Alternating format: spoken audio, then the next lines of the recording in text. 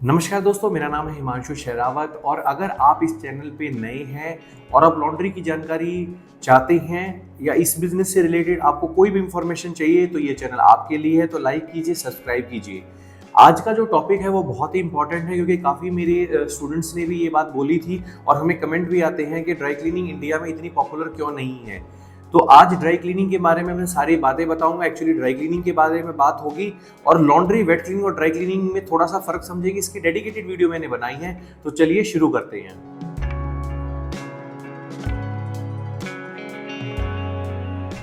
Guys, एक मैं आपको शॉकिंग इंफॉर्मेशन पहले मैं दे दूं कि स्टील की बाल्टी में डिटर्जेंट डाल के, टीनोपॉल डाल के या एरियल डाल के, घड़ी डाल के हाथ से साड़ी को धोने को ही ड्राई क्लीनिंग बोल के बेचा जाता है। इंडिया में 99% जो लोग आज भी ड्राई क्लीनिंग कर रहे हैं वो हाथ से धो रहे हैं और ये सबसे बड़ा रीजन है कि वो कपड़ा एक शॉप पे कलेक्ट करते हैं लेकिन धोने के लिए पीछे जाते हैं।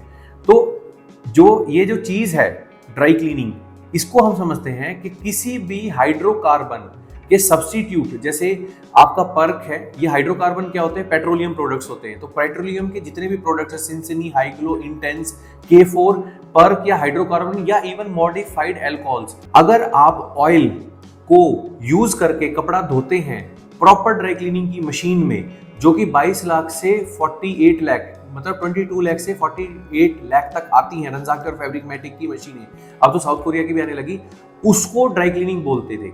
अब ड्राई क्लीनिंग को इसलिए भी ड्राई क्लीनिंग बोलते थे क्योंकि कपड़ा ड्राई अंदर जाता और ड्राई ही बाहर आता। पहले क्या होता था कि सेमी ऑटोमेटिक मशीन्स होती थी, तो जो वाटर यूज होता था इसलिए कपड़ा जो है गीला आता था बाहर और उसको फिर ड्राई करना पड़ता था, लेकिन उसके अंदर ही ड्रायर होता है। वो एक कंप्लीटली अलग चैप्टर है जिसके बारे में मैं अलग से वीडियो बनाऊंगा। हैंड वॉश को ही ड्राई क्लीनिंग बोल के इंडिया में बेचा जाता है। अब लॉन्ड्री जो है वो बिल्कुल एक अलग कंसेप्ट है जिसमें हम एल्कलाइन डिटर्जेंट यूज करते हैं और वाटर के साथ धोते हैं, जो हम आज तक घर पे धोते आए हैं वही लॉन्ड्री है। तो वेट क्लीनिंग एक साइंस है जो ड्राई क्लीनिंग का सब्स्टिट्यूट है। तो अगर आप ड्राई क्लीनिंग किसी कपड़े को नहीं कर पा रहे हैं, आपके पास ऑयल नहीं है, तो भी आप जो है उसको वेट क्लीनिंग कर सकते हैं, लेकिन वेट क्लीनिंग की 100% प्रोग्रामेबल मशीन्स आती हैं। इंडिया के अंदर जो ड्राई क्लीनिंग होती थी वो MTO से होती थी और वो भी बहुत कम स्तर पे होती है। मैं पिछले 5 साल में देख चुका हूँ। MT होता है मिनरल टर्पेंटाइन ऑयल, जिसमें आप साड़ी डुबोते हैं, उसको रगड़ते हैं और उसको सुखा देते हैं, सारा MTO जो है उड़ जाता है। मिनरल टर्पेंट ऑयल, ये वही में MT होता है जो आप अपने ऑयल पेंट्स में यूज करते हैं घर में पेंट करने के लिए। तो ये कुछ अलग चीज होती नहीं है। अब जो प्रॉब्लम आई इंडिया के अंदर, उसके बारे में हम डिस्कशन करते हैं कि ड्राई क्लीनिंग जो है यूरोप में चलती थी और यूरोपियन कपड़े में पसीने के दाग बहुत रेयर होते हैं, वहां पे डर्ट भी बहुत रेयर होती है। इंडिया के अंदर जो लेडीज का कपड़ा होता है, जो आपने ब्लाउज देखे होंगे जिसमें यहाँ पे एक स्वेट मार्क आ जाता है, या फिर पसीने का जो जेंट्स की शर्ट होती है उस पर पसीने का मार्क आना शुरू हो जाता है।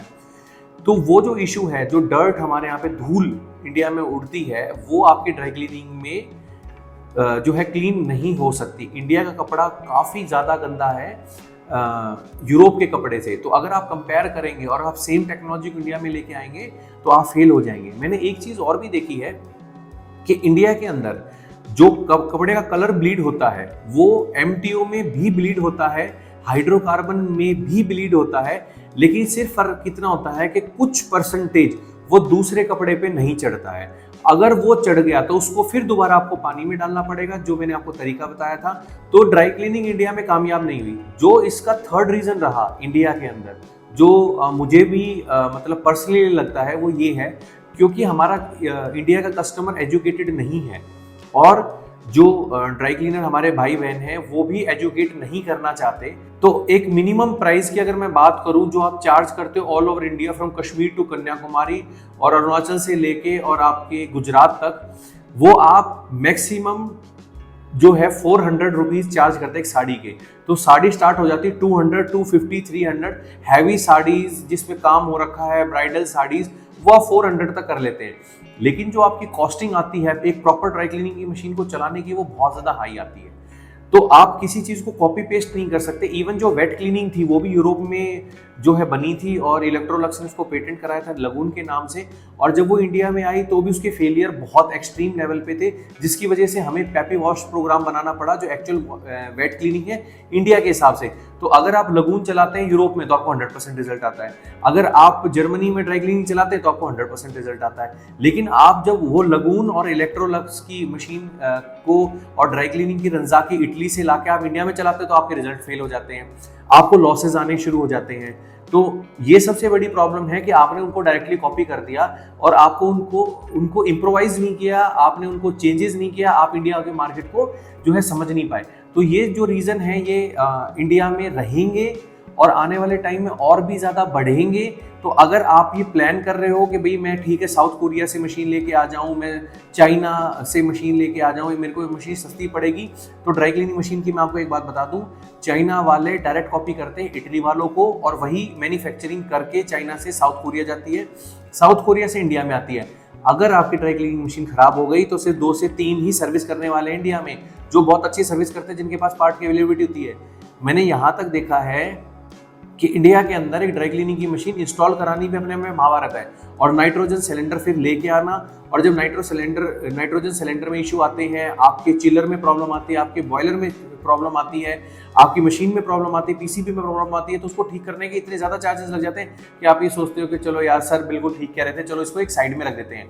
और उसके बाद ना तो आप उसको कभी ठीक कराते हैं और वो कूड़े के भाव खड़ी रहती है। तो 22 लाख रुपए अगर आप इस इंडस्ट्री में लेके आ रहे हैं तो लाइव स्टूडियो की तरफ जाइए। मैं वेट क्लीनिंग को प्रमोट करता हूँ, आप वेट क्लीनिंग सीखिए। अच्छे से अच्छी कंपनीज आज जो है वेट क्लीनिंग को प्रमोट कर रही हैं और नए नए डिटर्जेंट्स लेके आ रही हैं। तो आप उन डिटर्जेंट्स का यूज करके, आज हमारे पास एल्कलाइन डिटर्जेंट भी है, एसिडिक डिटर्जेंट भी है, आपके न्यूट्रल डिटर्जेंट्स भी हैं। तो तीनों कैटेगरी की हमारे पास जो है डिटर्जेंट्स हैं, आप उसको खरीदिए और अपना काम शुरू कीजिए।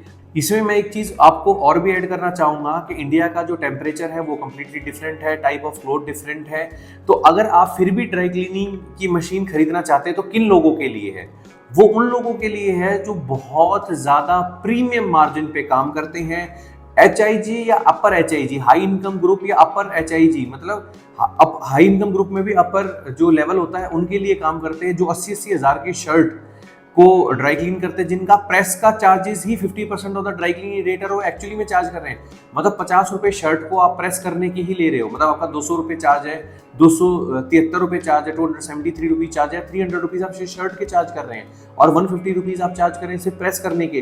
वो लोग जो है ड्राई क्लीनिंग की मशीन यूज़ कर सकते हैं। अगर आपको लगता है कि आप उस लेवल की जो आपका कस्टमर है, आपका कस्टमर बेस है, तो आप 100% गो फॉर इट। लेकिन फिर भी जो ड्राई क्लीनिंग है उसमें आप कोशिश कीजिएगा कि जो मॉडिफाइड अल्कोहल्स हैं, आपको इंटेंस है, सिंसनी है, हाई ग्लो है, आप उन हाइड्रोकार्बन्स पे जाएं रादर देन पर्क पे, क्योंकि पर्क यूरोप और अमेरिका में बैन हो चुकी है।